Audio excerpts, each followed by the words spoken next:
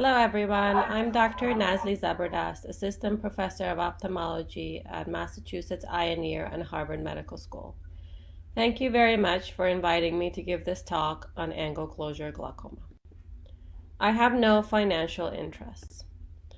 Before we start discussing this disease, it's important to review standardized definitions of angle closure stages so that we're all on the same page. Stages of angle closure are most commonly defined based on the ISGEO classification guidelines, where primary angle closure suspects are individuals with more than 2 quadrants of iridotrabecular contact, but with no evidence of secondary effect of the disease. Whereas primary angle closure are individuals with more than 2 quadrants of contact, but with evidence of higher intraocular pressure or PAS formation. Those with primary angle closure glaucoma have evidence of glaucomatous optic neuropathy defined by disc changes, visual fields, and OCTs. And then there is this other thing called an acute angle closure crisis with pupillary block and very high IOP. Primary angle closure glaucoma is a major cause of blindness worldwide and a major public health problem.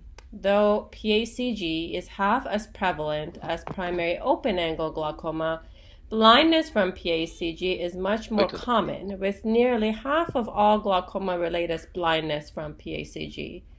About 50% of this occurs in China and 25% in India, so it's a huge problem in Asia.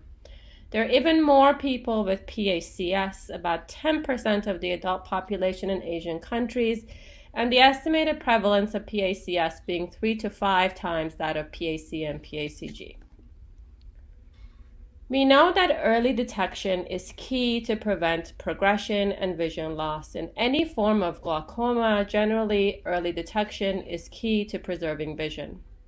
In angle closure, by performing an LPI, and more importantly, probably cataract extraction as early as possible, may prevent further worsening and may actually provide definitive treatment. We also know that eyes that have prophylactic LPI after an acute attack in the other eye do really well.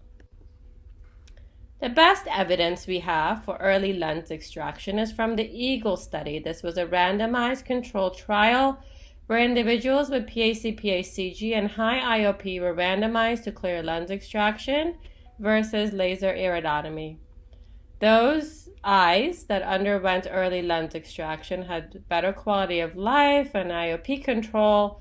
They were on fewer medications and had fewer glaucoma surgery.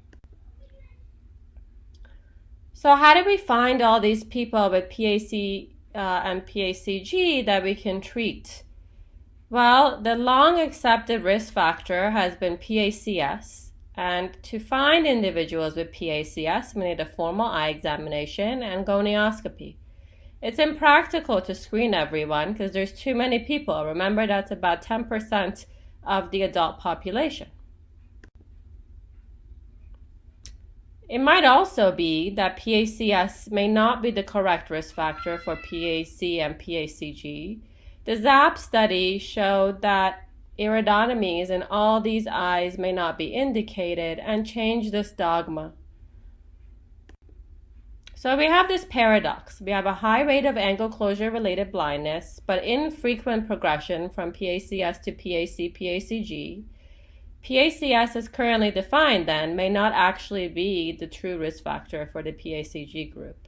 So how do we identify eyes that are at high risk of future PAC and PACG? The short answer is that this is not currently known. We need better ways to find eyes that are at risk of future blindness. And one study I'm going to discuss a little bit more detail, the Indian Family Angle Closure Evaluation, or IFACE, was designed to partially answer this question. This was a pivotal study that was completed at Aravind Eye Hospital in collaboration with the Wilmer Eye Institute, and I had the privilege to be part of this. IFACE 1 was designed to answer the question of whether family history is a major risk factor for angle closure. It was conducted at the Aravind Eye Hospital in Pondicherry, and it recruited open-angle PACS and PAC-PACG probands and their siblings to look at the prevalence of angle closure in sibling pairs. Patients that visited the glaucoma clinic in the Urban Eye Hospital in Pondicherry were recruited who were over the age of 30 that had siblings that were also over the age of 30 were invited to participate. Open angle controls were recruited from the general eye clinic. Those that were bilaterally pseudophakic or had prior glaucoma surgery or iridotomies or iridoplasty were excluded, as well as individuals that were having an acute angle closure attack. All subjects underwent a full eye examination in a masked manner, including A-scan, pachymetry, slit lamp examination, intraocular pressure measurement in a masked manner, as well as gonioscopy. The examining ophthalmologist also was masked to whether the subjects were probands or siblings. In iPhase 2, we aim to determine if severe stages of angle closure, defined as PAC or PACG, were more prevalent among siblings of PAC-PACG probands as compared to siblings of PACS probands. So we determined this odds ratio. It was very similar to iPhase 1, but because we needed more diseased eyes, we expanded this to Medarai, Coimbatore, and Tinelvelli, and only included individuals and their siblings with PACS, PAC, and PACG. So iPhase 1 found that siblings of angle closure subjects had more than 1 in 3 risk of prevalent angle closure and 14 times greater odds of having angle closure compared to open angle siblings. This was a pivotal study in establishing family history as a strong risk factor for angle closure glaucoma. In iPhase 2, interestingly, we found that the odds of advanced disease, as in elevated pressure, PAS, or glaucoma, was higher among siblings of patients that also had advanced disease themselves, suggesting that when resources are limited, we may want to focus our attention in screening for these individuals. The studies together showed strong heritability of the angle closure phenotype. PACS and PAC-PACG siblings groups both had higher prevalence of angle closure compared to controls, as well as the general population. And while the PACS siblings had a prevalence of PAC-PACG comparable to the general South Indian populations, the siblings of individuals with PAC-PACG had 3 times the rate of PAC-PACG than the general population. So much higher prevalence of advanced disease in those that have a family history of advanced disease.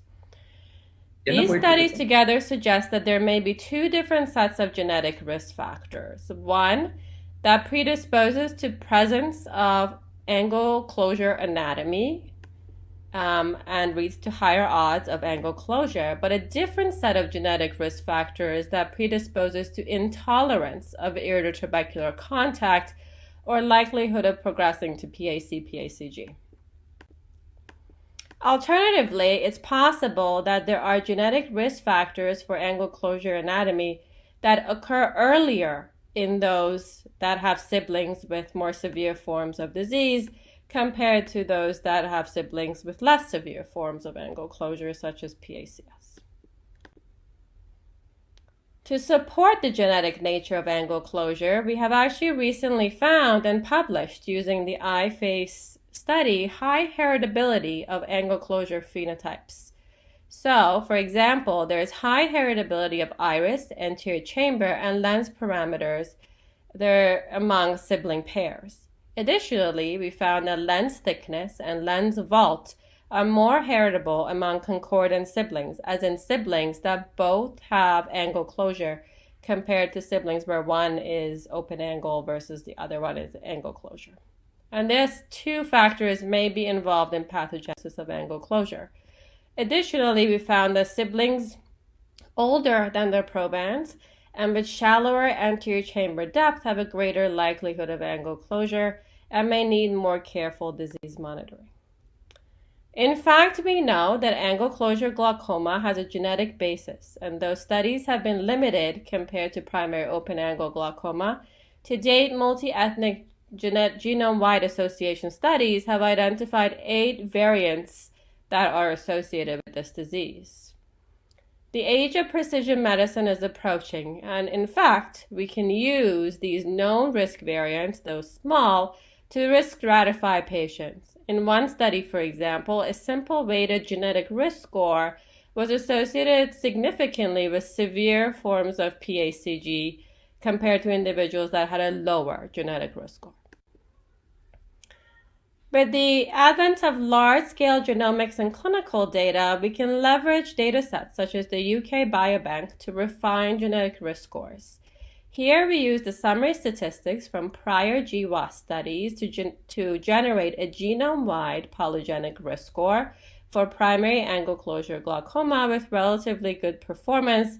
The area under receiver operating curve characteristics of this PRS was 0.65 and increased to 0.7 with the addition of age and sex. We can also see here that the prevalence of PACG increases with each decile of polygenic risk for the disease. So what's next? Well, we have effective treatments. We just need to find the right individuals to treat. How do we do this? We need to better define the phenotype. We need longitudinal studies and better imaging methods to understand anatomic predictors of progression to PACG. Essentially, we need to redefine the risk factor, which may or may not be PACS. We also need to uncover the genetics of angle closure. The current known genetic risk variants only explain 5% of genetic susceptibility to this disease, so there is a lot of room for improvement. Thank you very much for inviting me to give this talk. Take care.